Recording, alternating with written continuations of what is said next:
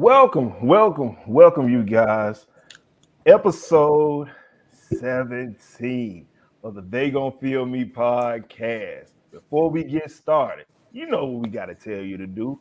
Hit that like, subscribe, click the bell for notification, and share this video and this channel with your mama, your cousin, me and you, your mama and your cousin too, whoever. It's your boy, Rob. Yay. Formerly known as. I'm the host for this episode. And along with me, you got young Chris over there whooping folks' heads. Elsie down there. Want the problems always, Miller. No And problems always. there you go. And my boy, young Reeseville. Reezy told me. Breezy taught me. Yes, sir. Yes, sir. By these names, you already know what we're about to discuss. Authentic men, authentic conversations, and we're about to hit this Kanye Drink Champs episode. So, if you were living under a rock, and you know that Kanye graced the Drink Champs stage with his presence this past week, where he was interviewed by N.O.R.E. And he had a whole lot of things to say. So, fellas, first topic or question is, was this interview different from the previous ones to you? What do you guys think? Yeah, it was definitely different. It had more of a casual vibe to it. You know, they were drinking, laughing. You know, his interview with like Charlemagne and the Breakfast Club was a little bit more serious. You know, he had had a mental breakdown, I believe, before the Charlemagne interview, and he was interviewing about that whole situation with his breakdown, and people was questioning Kanye's mental state, and saying he was going crazy, his tweets on social media, and it was just a lot of things going on with Kanye, and it still is. Honestly, people still talking about his mental state. But this interview, it seemed a lot more light-hearted, a lot more fun. You got to see a different side of Kanye. Almost like it's almost like he wasn't. He said some Kanye things like he's never gonna not speak his mind and say some outlandish things, but it just seemed like it was a lot more fun and a lot more light spirited this time around. So yeah, it's definitely different than other previous interviews that he's done. So I feel like shout out to Nori, Noriega and F, and I feel as if like for Kanye to answer the question of whether or not this felt different, I feel on one level I feel it's different because I feel as if Nori is an amazing interviewer. He has an amazing show because I feel as if it's almost as if he's been media trained to me personally because you know one thing that I feel as if he did.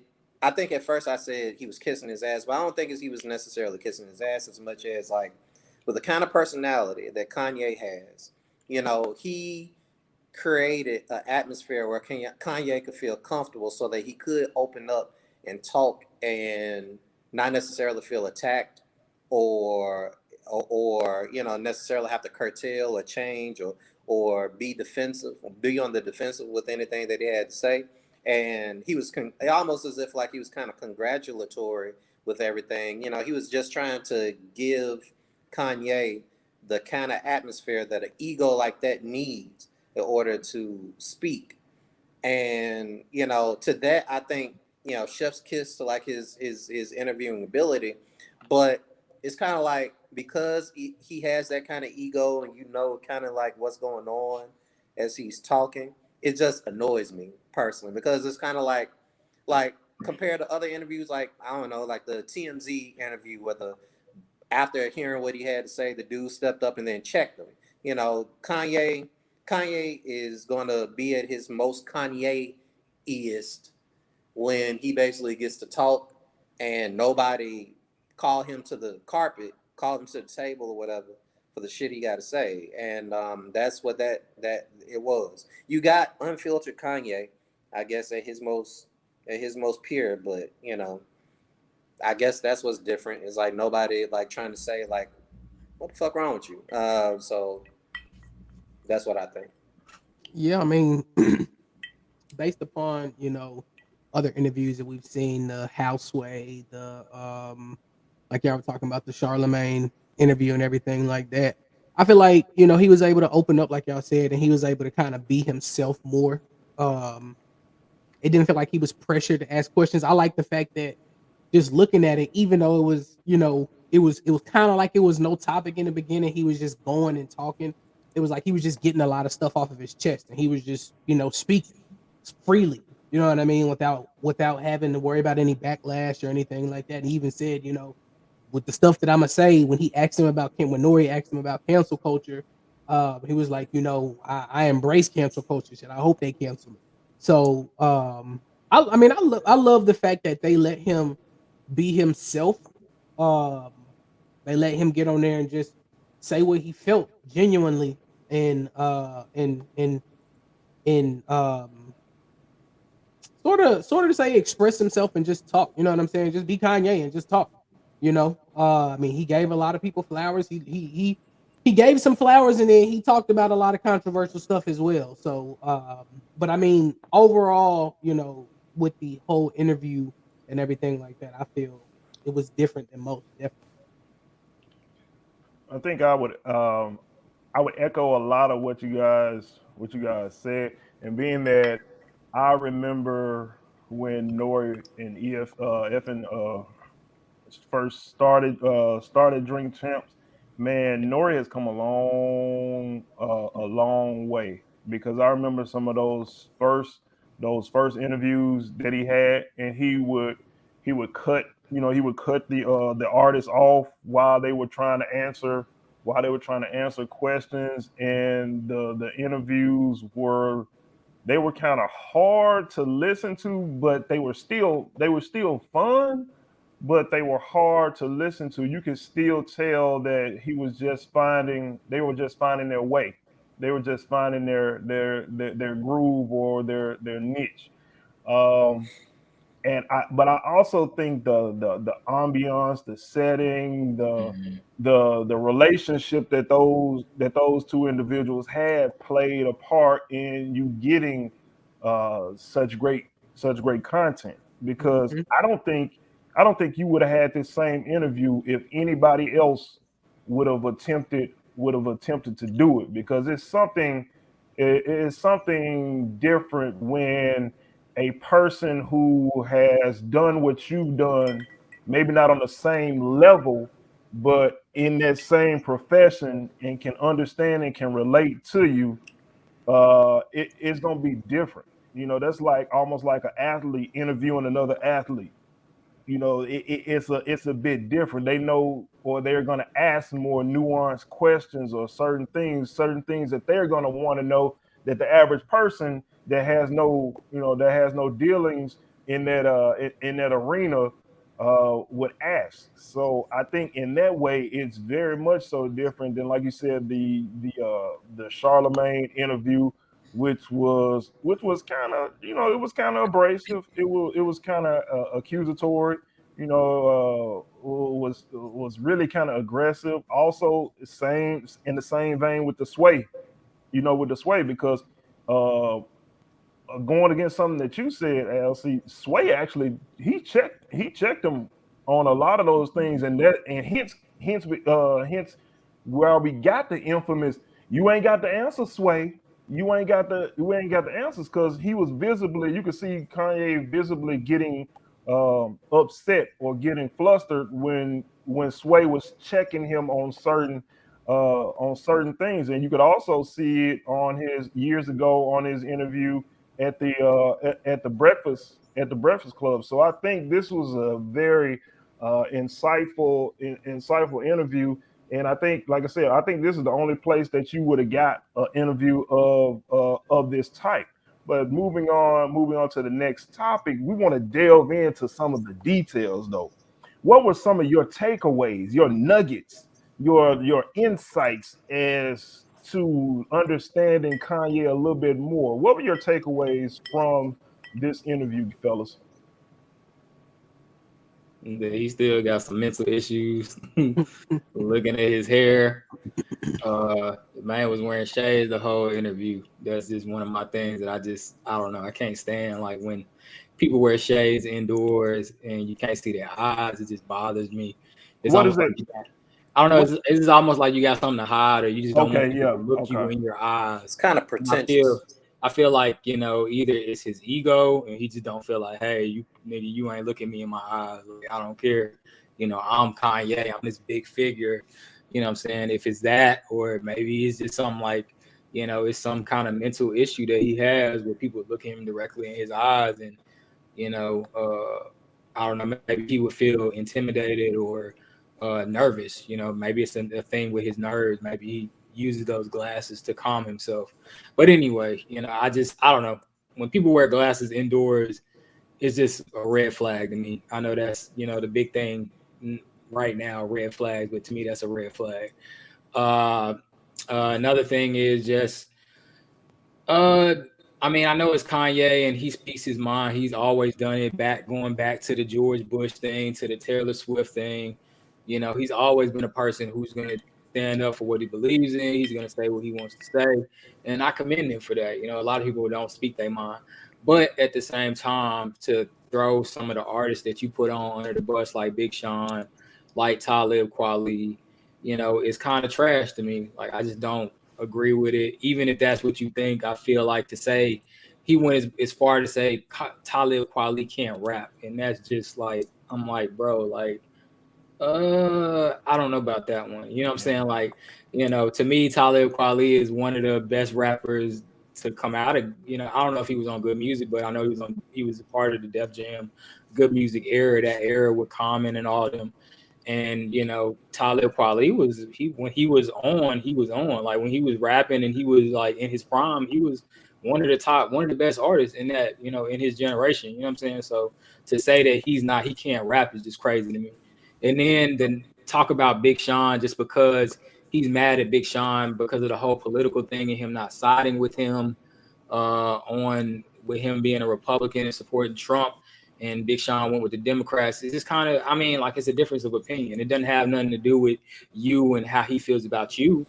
It's just maybe he doesn't agree with your views. You know what I'm saying? Like, and to call him, like, say he's a traitor or treacherous, him and John Legend is just, I mean, it's kind of trash. And that's ego. Like, to think that somebody should side with you just because you put them on is ego, bro.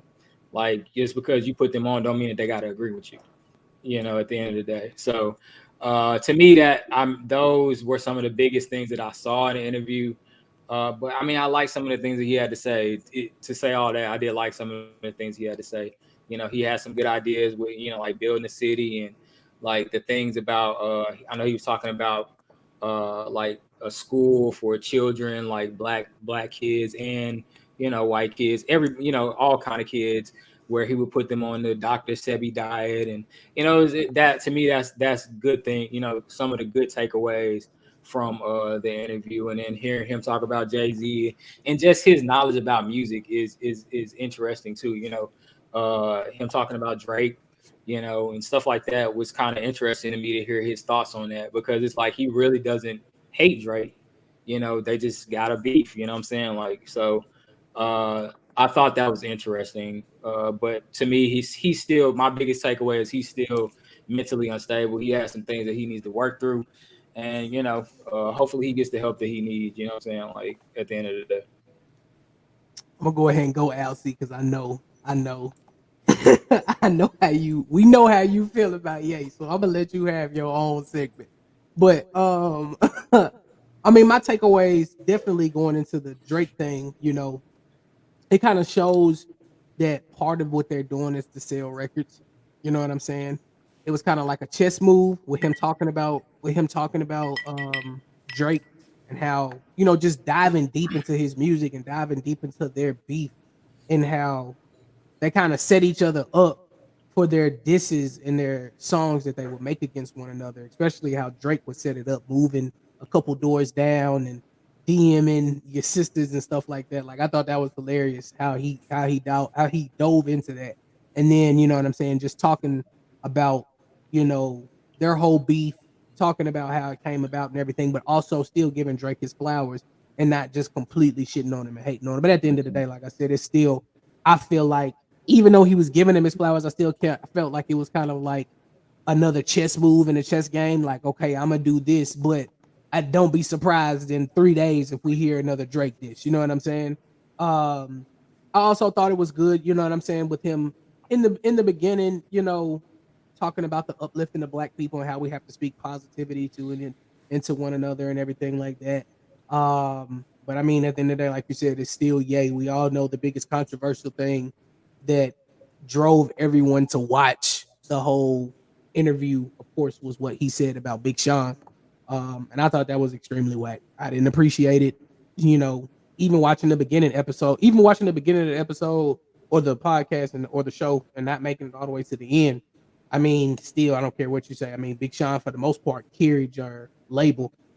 Pusha ain't putting out nothing. Nobody else on your label is putting out anything. Big Sean was the main one carrying the label with his music that he was putting out. So I feel like because he had a political view and he didn't side with you, I feel like that was garbage to diss him. But I mean, as far as like the takeaways, I mean, like I said in the beginning, it was good to hear, and it was good that N.O.R.E.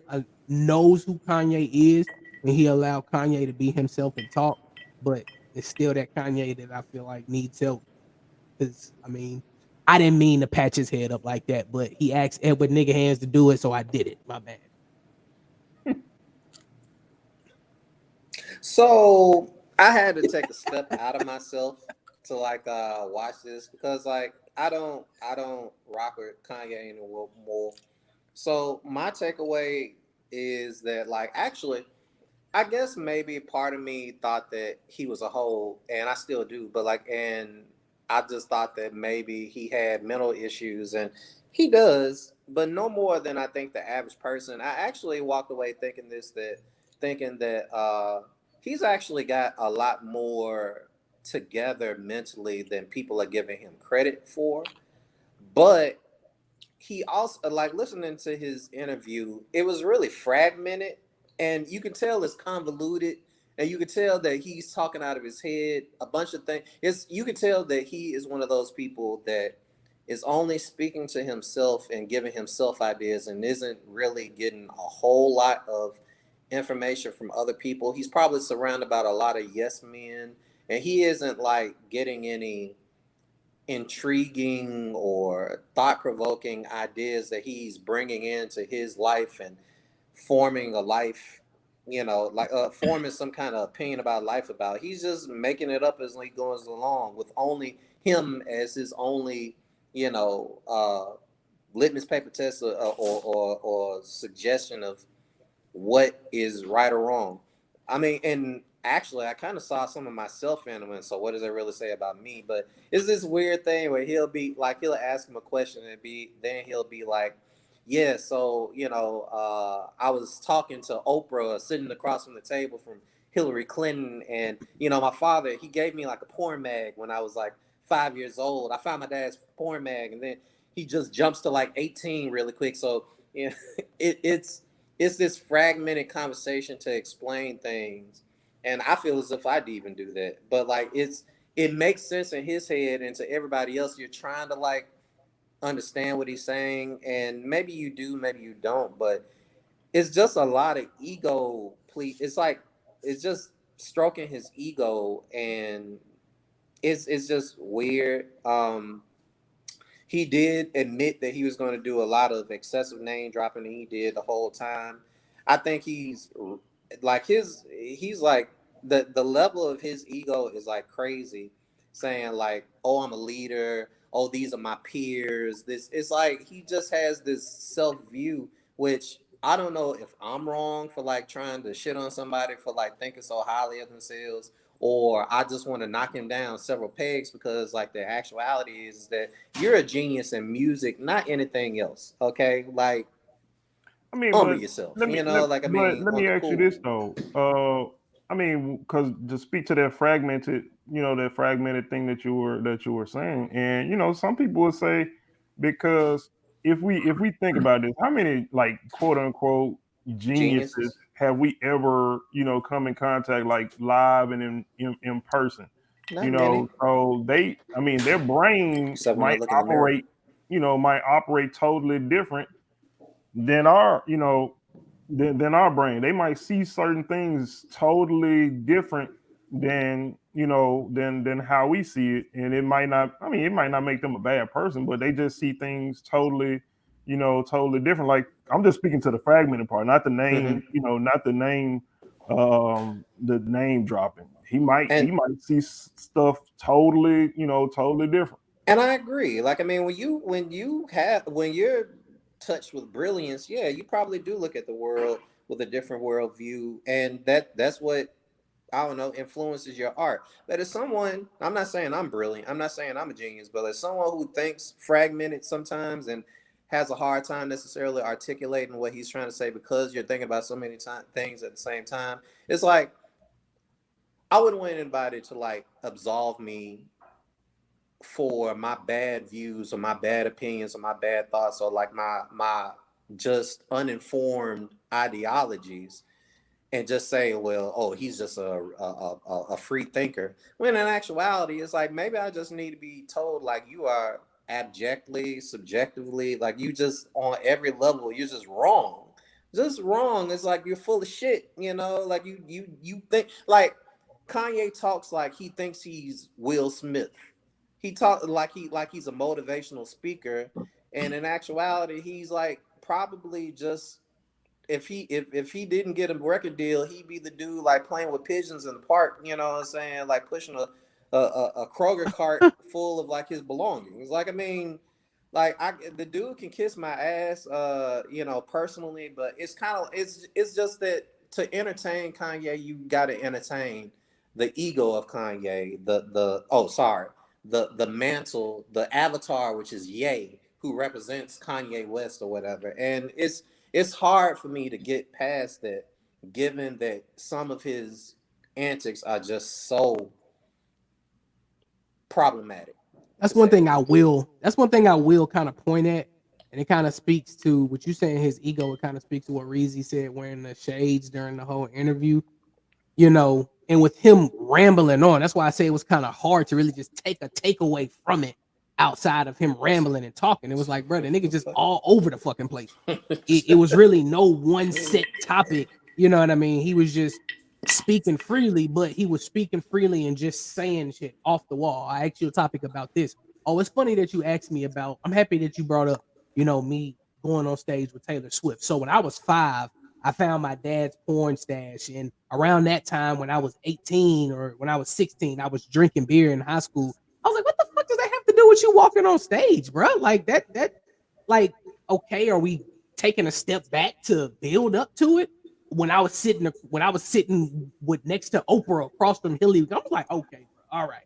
I had to pause it like 3 times because you know what I mean. It was like you could tell like his ego is I can only name drop these top people, right? The fact that I can name drop these top people puts me in the group with them. The fact that Jay-Z is my boss. He's really the only person that could go against me outside of Drake. I don't listen to anybody else. I don't talk to anybody else. This, that, and the third. It was like he was kind of stroking. It was like a He's whole stroking ego his own stroke. Yeah, ego. that's what the interview kind of felt like. We're gonna stroke Kanye's ego. And I mean, it may be that you have to do something with the person like Ye. You have to do something like that if you're not trying to make it another show like the 2 shows that we mentioned before. If you're trying to have a good show or something, I don't know, maybe so, but yeah, that's really what it boiled down to. It was really more so an ego stroking episode solely to put Ye on this pedestal that he's up here, he's there. You know what I'm saying? So, Definitely was a whole But move. Like I, I think we all agree it was a whole move what he said about about Big Sean. Big Sean, And yeah. I even think I mhm. saw Big Sean said like he showed pictures of him with Kanye like a Yeah. few moments before or after or Yeah, something like and he had none of that smoke for him then.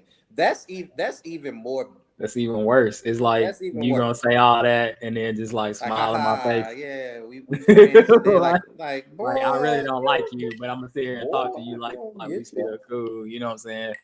But before I know Rob about this, I had something to say. But I mean, the whole ego thing. I agree. I think that's the biggest takeaway. Like he started off like talking, name dropping Balenciaga, talking about they gave him underwear and all this stuff, and I want to be this guy that can. I don't want to have a home. I want to be able to go anywhere. And you know what I'm saying? like, And like that look, black they know people, if who you I watching this, am. don't be What's like that. Get you what's a damn more? I house, mean, but okay? but but It's honestly, contradictory what's too. more? He has property. But Exactly. it's so funny because what's more egotistical than that?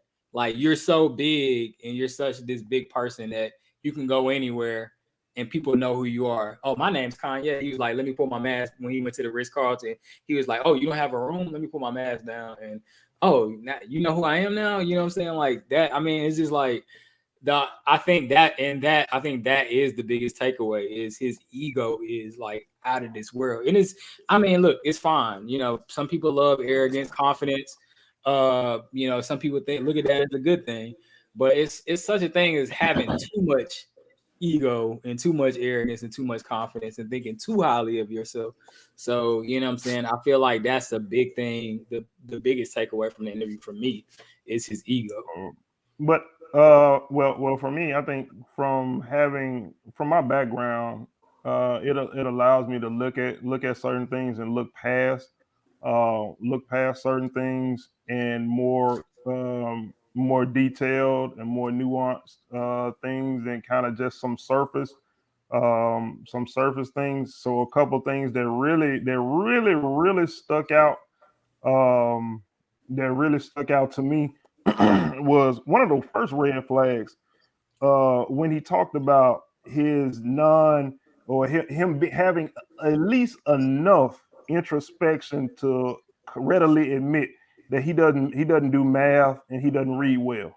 He came out and said, I don't do math well and I don't read well, and it was kind of a red flag to me, and it was kind of like, wow, because some of the things that he was saying when he the whole part of the interview where he was talking about breaking up Jay and Dame and all of them, they wanted all of them to be pulled apart.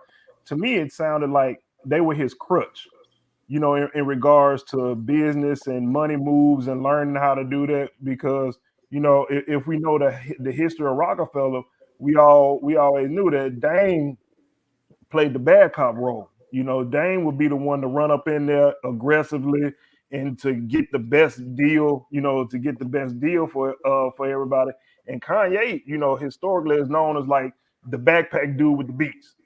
You know what I'm saying? Because nobody, and he talked about, his relationship with Tata. He was like, he always felt that Tata looked at him a certain, didn't accept him and looked at him a certain way.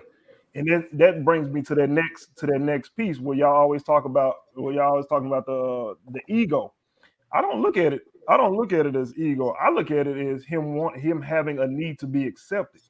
Because if you listen to it when he talked about like with the whole Tata thing, he has a need to be accepted by other people. That so then you will see the constant name dropping, because I want you to see me like you see these Mhm. other these other people. You don't see Oprah going around dropping names. Well, I met with Valentina. I did this. She's because she's secure in who she is. She doesn't have to broadcast, hey, I'm this person or I'm this person. Or look at some of the other rich people, Jeff Bezos, or you know,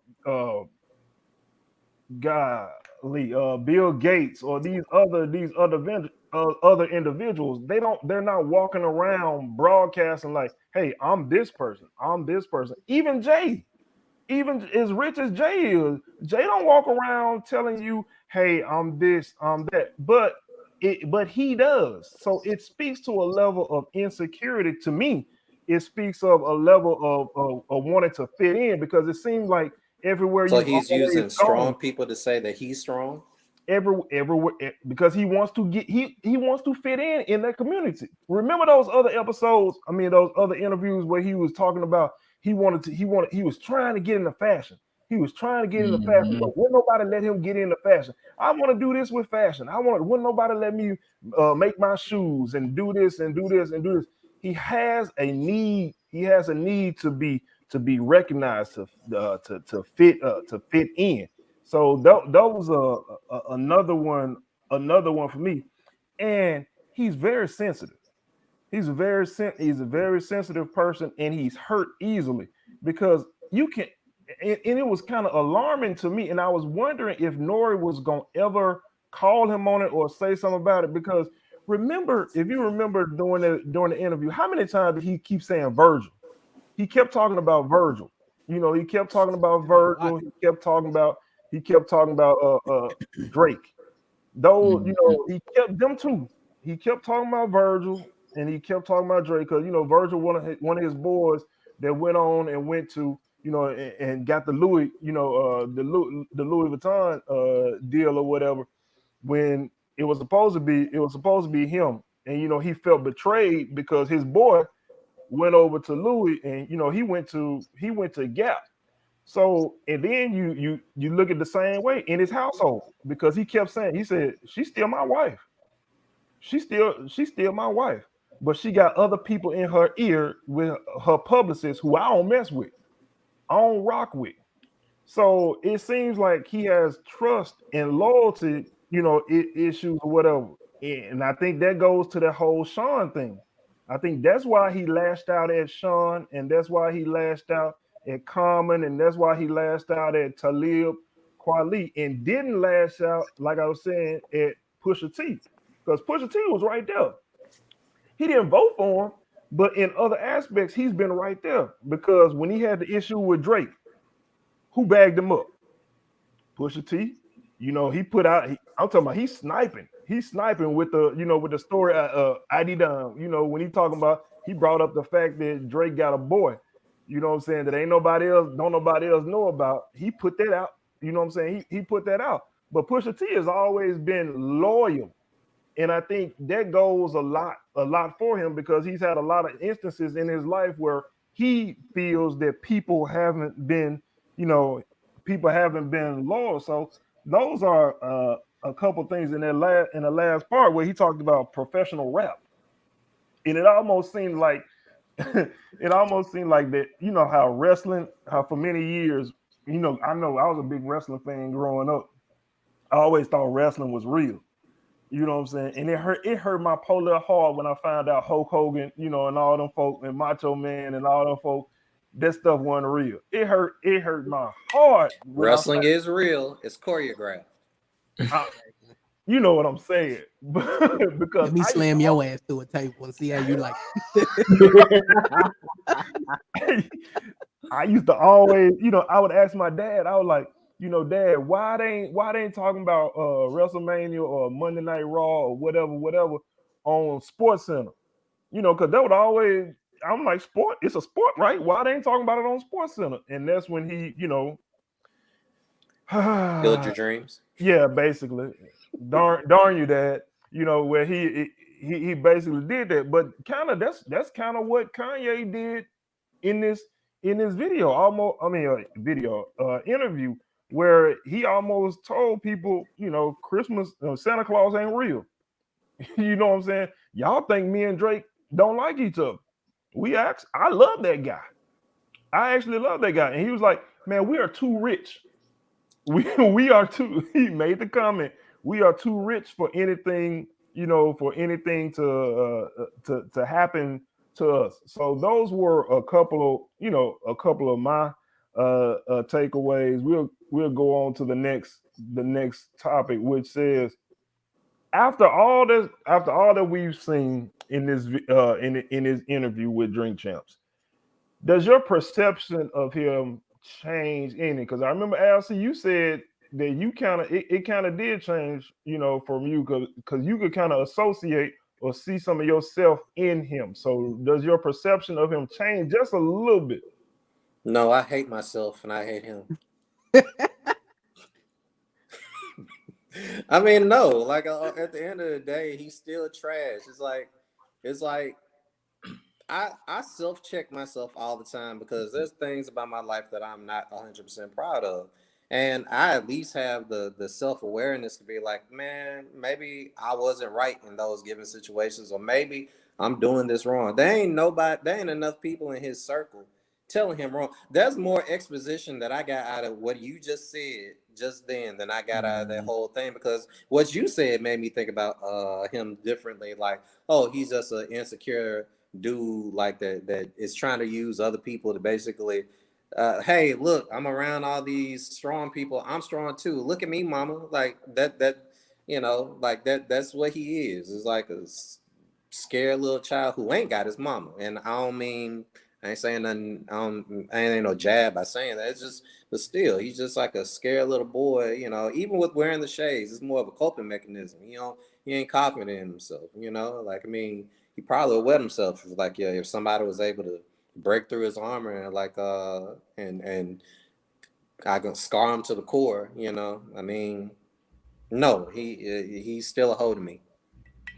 Yeah, I mean, I think Chipmunk after face you hoe. after yeah, I agree. After Rob said that, I mean, the shade thing kind of makes sense, like the insecurity thing, and maybe he just has an issue with looking people in the eye, like what I'm saying, like because when I think about Kanye, most of the time I've seen him, he's had shades on, like except for early in his career, like he never wore it. You never saw him with shades a lot of times, and now it seems like he's always got shades on, like he's always wearing shades or a mask or something. You know what I'm saying? So, did my perception of him change? No, not really. I mean, I think to me, this interview made him more. I don't want to say personable, but more. I don't know. It just made him seem more light-hearted. You got to see him in a different light, like having fun, like no pressure. But he still was the same person that we've always seen. So I can't say that my perception of him has changed. And I'm not one of those people who really just like hated on him. I listened to Donda. It was a period of time where I canceled him. I didn't want to listen to anything he had to say.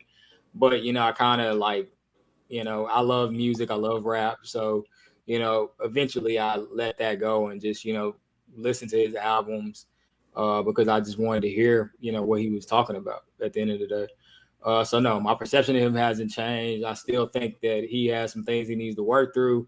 I think him throwing people under the bus is kind of trash. Not to we didn't mention the whole Just Blaze thing.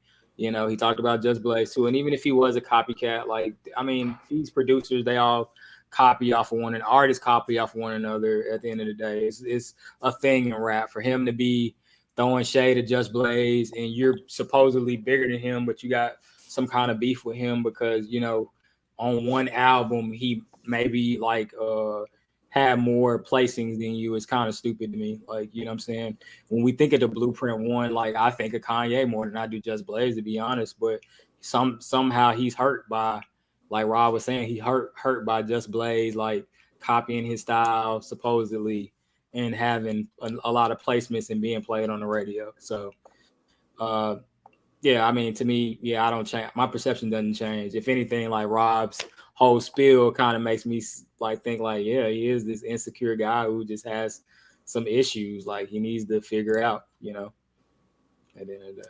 So From what Rob said, I would say what I've always thought, and I think my mom brought this up to me before as well. When we were talking about Kanye, when his mom passed, it just felt like he changed, like a switch flip, and I just feel like he hasn't recovered. He hasn't been the same since then. And I know that's touchy, especially when you have someone that's just you and your mom and y'all grow up together and she's been there throughout this whole time. You know what I mean? So um I feel like I know my perception of him has not changed to answer the question. Um I feel like he still definitely needs some soul searching. He still definitely does need some help. Um I don't know, man. It's just some stuff I can't rock with Ye, bro. With a lot of stuff that he's done over these past few years, it's hard to just. I feel like this interview was kind of like to stroke not only his ego but also stroke his fans' ego, because you have a lot of his fans that are gonna ride or die with him no matter what he does, no matter what he says. Um, and I remember I even went through one thing that I always do, even with our videos. I go and I look at the comments, and just looking at the comments, man, this interview is gonna go over so many people's heads, man. This show, just what he's talking about, a lot of y'all won't get it. You probably didn't get it yourself, motherfucker. So calm down, right? So, I mean, I don't know, man. At the end of the day, no, no. My perception of him does not change. I still don't rock with him. That doesn't mean I don't respect some of his music. I'm currently, while we listen to this episode, listening to some of his old songs now, and I do like Donda. I listen to Donda as well, but you know, I mean, just him as a person and the shit that he's done, it's kind of hard to just forget the stuff that he's done and the shit that he said and the tweets That's that true. he's tweeted out. It's hard. You know what I'm saying? It's just you can't. I'm sorry, you can't. Yeah. I wouldn't necessarily say my perception of him has changed. I used to be like a huge fan of his. You know, when he first dropped, you know, with college dropout, late registration, um, you know, all of that 808s and heartbreak. Even I mean, I love that album, even though a lot of people didn't like 808s and heartbreak, and even my dark twisted fantasy. Um, but like with the whole, I mean, because I'm into politics. I'm not, you know, I'm not a political savant or anything, but the antics, man, the antics are really what did it for me, because for many years, you know, I would always come back and defend him. You know, people would say things about him like, the man lost his mom, he's still grieving, and to a certain extent I still do believe that, you know, he is grieving, and he's never recovered from that. I do think he needs to reassess the people that are in his circle, and I honestly believe one of the worst things he ever could have did was get involved with the Kardashian family, because that's only going to exacerbate the situation, because namely because of the mom, you know, the matriarch of the family, and looking at everything as a as a PR opportunity, and, you know, exploit, you know, the whole situation, which can't be, which can be productive. um but like I said, the whole antics, all the antics, you know, the slavery comment, with the with the tabloids, the red hat and all that kind of stuff, and even if you were trying to make a point and being a free thinker and not being married to a political piece of ideology, I still think there was a better way for you to do it than to almost like troll people, because then you out here almost looking like Takashi 6ix9ine, just doing stuff for attention. uh, but, you know, like I said, I don't think this interview changed my perception of him. It just gave me more details into the background, and more a different layer, extra layer, you know, of the things that help see who he is, you know, see where try to understand where he's coming from, but also transitioning, because we're coming toward the end. There are certain blurbs or things that have happened in the news cycle that we want to talk about. So we got a couple current events, fellows, that you want to discuss. What you got? Aaron Rodgers is a whole at you. Give Yeah. Yeah, that boy the same flack y'all gonna give Kyrie Kyrie. and anybody else who ain't got the vaccine, man, it's just kind of trash how the media is spinning this whole situation.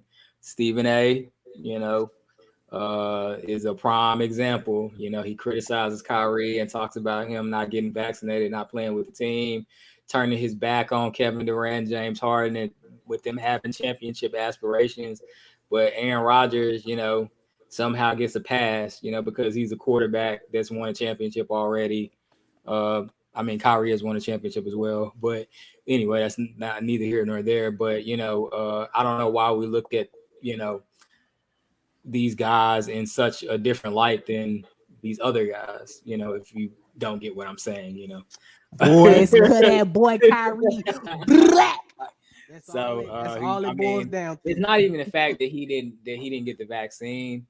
It's just the fact that he lied about it, and he's kind of saying that he got immunized, or however you want to say it. Immunized. There you go. Yeah. You know what I'm saying? Immunized. You trying to? I mean, he basically the thing that annoys me about Aaron Rodgers is he's smarmy. He's kind of smarmy. They kind of I'm smarter than everybody. I'm smarter than everybody else. I'm going to use semantics. To deal with this situation. Almost like he's training to be a politician when he graduates, when he retires from the NFL. But at the end of the day, you're being dishonest. Let's just call it what it is. You're being dishonest. And like they said, there's no rule that says you have to be vaccinated. If you feel so strongly as you appear to do when you were on the Pat McAfee show about my body, my choices, my blah blah blah. Stand in front of it. Stand in front of the media when you first reported the training camp and be like, no, I ain't vaccinated. And okay, what you gonna do? Stand on it. Don't try to hide behind words.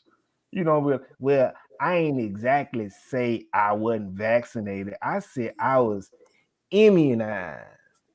The thing that kind of pisses me off with this whole vaccination thing, though, and I'm all for get vaccinated, but with the sports thing, we know that black players predominantly make up the top two sports that are televised on TV, NBA and the NFL. And it seems like when they put a lot of these rules in place, shall I say, um, they're expecting backlash from the black community, from the black people. And when the black players do something, they go against the grain and they say they're not going to do something, i.e., Kyrie, Jonathan Isaac, a lot of these other players, we hear about it. It's all put up in the media. Oh, well, they need to do it or they're going to get this. They need to do it or they're going to get that. Right? But then you got players like this where you hear about it, it's televised, but it's not talked about as much as it needs to be. And even though we know it's never going to happen, that type of shit is just annoying. You know what I'm saying? It's annoying because it's like no matter what we do, It's a double no standard. matter exactly, it's a double standard. No matter what we do, no matter how great we play, no matter how great we are to an organization or whatever, if we do something that they don't like, they can easily cut us, get rid of us, fine us. Because I know that was the biggest thing. Oh, if the players aren't vaccinated and they're deemed to be unvaccinated, not only is the player going to have to pay a fine, but the organization is going to have to pay a fine as well. They're By not gonna now, get. They're if not it gonna would get have been, paid. then exactly. Yeah. By now, if Cam Newton would have been caught just using him just using him, you know what I'm saying? But if Cam Newton would have come out and say that, dude, do this exact same thing that Aaron Rodgers did, we would know the exact amount that he was being fined. We would know the exact amount the organization being fined, all of that type shit, right? But we still have an undisclosed amount on what the fuck Aaron Rodgers is going to be fined. We still don't know what the Packers organization is going to be. It's just, and then the media is trying to handle it in such a different way and protect him and all this type shit. Like it's ridiculous. You know what I'm saying? To a point where when is it gonna change? Yeah. We make the league. You know what I'm saying? Yeah. At the end of the day, we make both of these leagues. And y'all sit here and y'all dictate and talk about these players left and right. Y'all can sit here and bash Kyrie. And I mean, I don't stand with everything Kyrie said. All right. My stake don't change. Okay. But at the end of the day, it's like, you know what I'm saying? We can sit here and say all this shit about these players, but we don't hear nothing that much about Aaron Rodgers. So I don't know, man. It's crazy. And my biggest thing is at least Kyrie owned up to it. At least Kyrie Exactly. got out in front of it. He said he wasn't playing. He wasn't getting the vaccine. Yeah. So we know where he's standing. With Aaron Rodgers, it's like, dog, you can play like 5 games or so or whatever, and you know now this is coming out, and now you got to sit and you putting your team in jeopardy because the team just lost today. You know what I'm saying? So, let's talk about what about him? Like he's putting his team in jeopardy. He's not being a team player because he didn't get the vaccine, and now he got to sit out for how many ever games. Yeah. Which they're going to go from 6. I believe they were 6-1. Now they're going to be, who knows? They could be 7-4 by the time he comes back. Yeah. So, I mean, that's the thing. It's like, bro, like, let's call a spade a spade. Stop just talking about, like Chris is saying, black players, as not being team players or being selfish. Let's just start calling out players who are being selfish, period. Like, I don't care if Aaron Rodgers is one of the greatest quarterbacks to ever play the game. It doesn't matter, bro. He still did something dumb, and he needs to be held accountable for it. But and moving into the next topic, I know we're talking about him, Ruggs. My guy, he's an Alabama guy. You know what I'm saying? And prayers out to the family of the young lady who was killed in that crash. Yeah. And it's just very unfortunate. A lot of times these situations happen with these young players. And it seems like they have everything going for them, and not just athletes. You can do this with musicians and stuff. Like these guys just make crazy decisions, like driving 156 miles an hour. Your alcohol level is twice that of the legal limit, and it just doesn't make any sense to me, man. Like for you to be speeding and putting somebody not just putting your own life in jeopardy, but to put somebody else's life in jeopardy is just as well as the passengers in your car. Yeah. You know what yeah, I mean? yeah.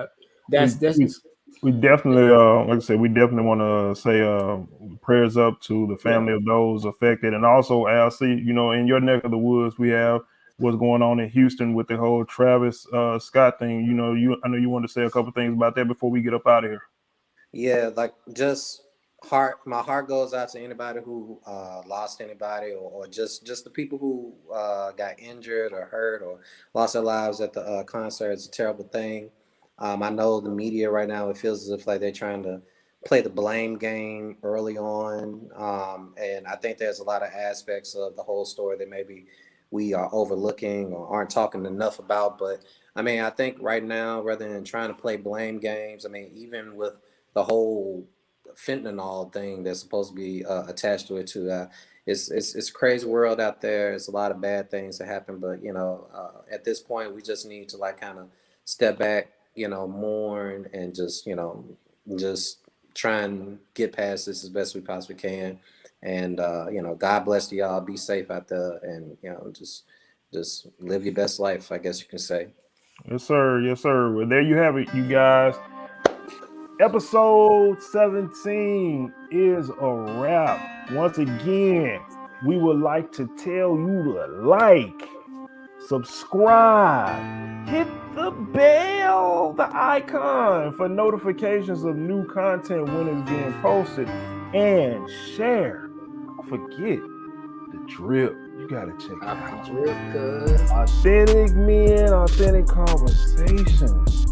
Until next time, you know what it is.